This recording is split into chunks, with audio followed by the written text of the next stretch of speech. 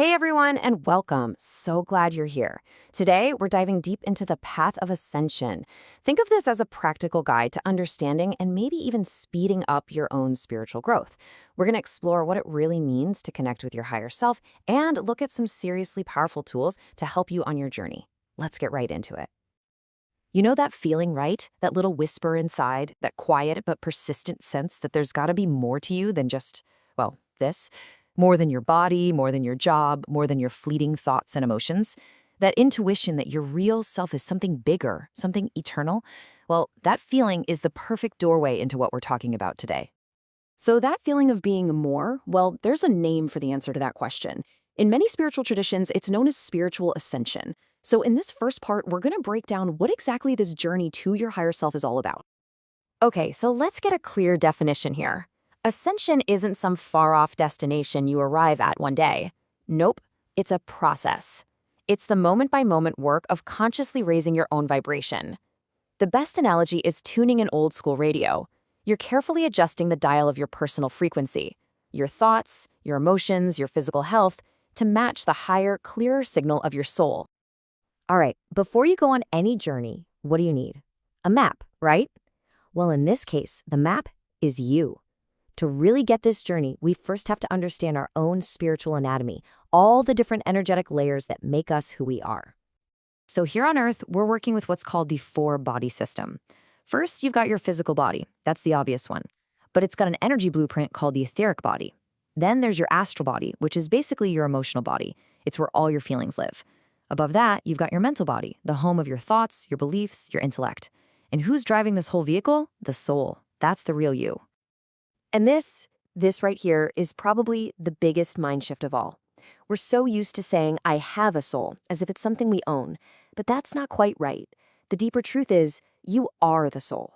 These other bodies, the physical, the emotional, the mental, they're like incredible temporary vehicles that you, the soul, are using to learn and grow and have this amazing experience on Earth. But wait, there's more. The map of you goes even higher. Above the soul that's experiencing life here, you have your higher self. You can think of it as your own personal, super wise inner teacher. And even above that, you've got the monad, your mighty I am presence.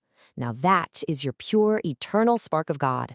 It's your direct line to the divine, your true home base. Okay, so we've got the map. We know the different parts of ourselves. Now, how do we actually navigate this path upward? Let's get into the nitty-gritty of the journey, and maybe more importantly, the incredible help we can get along the way. You know, when you boil it all down, the path of ascension is a big-time purification project. It's all about clearing out the old junk, the energetic debris from our emotional and mental hard drives. This happens as we master ourselves, as we pass these little, and sometimes big, spiritual tests called initiations, and as we balance out our karma. Yeah. Let's just pause on karma for a second, because a lot of us have this idea that it's all about punishment, right? This cosmic payback system. But from this viewpoint, karma isn't punishment. Not at all. It's just the law of cause and effect in action. It's a completely impartial, divine tool designed to help us learn our lessons. And wow, when you see it that way, it changes everything. It's no longer about fear or being a victim. It's about seeing every single challenge as an opportunity to grow wiser. And this quote right here just nails it. As you do this inner work, your whole identity shifts. You stop feeling like a soul in a prison, trapped by your body, your past, your circumstances, and you begin to live as the soul itself, free, wise, sovereign. And here's the absolute best part. You are not doing this alone. No way. There is an entire spiritual support team cheering you on. We're talking about the spiritual hierarchy, these incredible ascended masters who've already walked this path. We're talking powerful archangels like Michael, and of course your very own higher self and monad, who get way more involved the moment you decide to walk the path in earnest. Okay, but there is one huge golden rule. It's the most important thing to remember. These amazing, benevolent guides cannot and will not mess with your free will. It's a universal law. They have to be invited. You have to actually, consciously ask for their help. Which, of course, leads to the big, practical question. Okay, so besides asking for help and just trying to be a good person, how do we do our part? Are there specific tools we can use to actively clear out all that negative energy and transmute karma ourselves? You bet there is.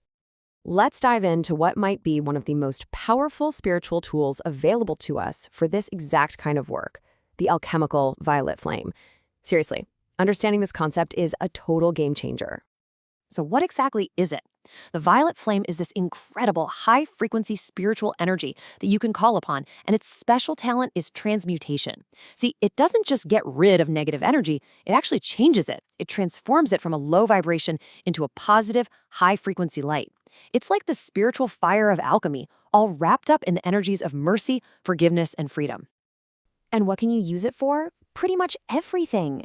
People use the violet flame to help with emotional and physical issues, to improve their relationships, to just restore the pure flow of energy in their lives. The reason it's so incredibly effective is that it doesn't just put a band-aid on the problem. It goes right to the energetic root, the very cause and core of disease or disharmony, and transmutes it right at the source. Okay, this has all been great spiritual theory, but let's get super practical. Let's bring this right down into our day-to-day lives. This section is all about simple, powerful techniques you can start using, like today. First up, a daily protection technique. It's so simple but so effective. Just take a moment, close your eyes, and imagine a brilliant, shimmering bubble of golden white light completely surrounding you, from above your head to below your feet. And then you just state your intention, either out loud or in your head. Only that which is of the highest good may enter my space. Boom! You've just set up a powerful shield for your day. And now for the violet flame itself. Here's how you can start. Find a quiet spot, sit with your back straight, and just take a deep breath to center yourself in your heart. The real magic here is the spoken word, using something called a decree. It's basically a command you give from your higher authority. A super simple and powerful one is just to say, with real feeling, I am the violet flame. And as you say it over and over, you visualize this incredible violet fire just washing over you, through you, cleansing every cell, every atom of your being. So let's pull the camera all the way back. Let's look at the big picture. What's the point of all this inner work? What's the end game? Where is this whole path of ascension really taking us, not just as individuals, but as a planet? Now, here's a really important point that might actually surprise you. The path of ascension is also a path of descension. I know, it sounds a little backward, right? But the goal isn't to escape Earth and float away on a cloud.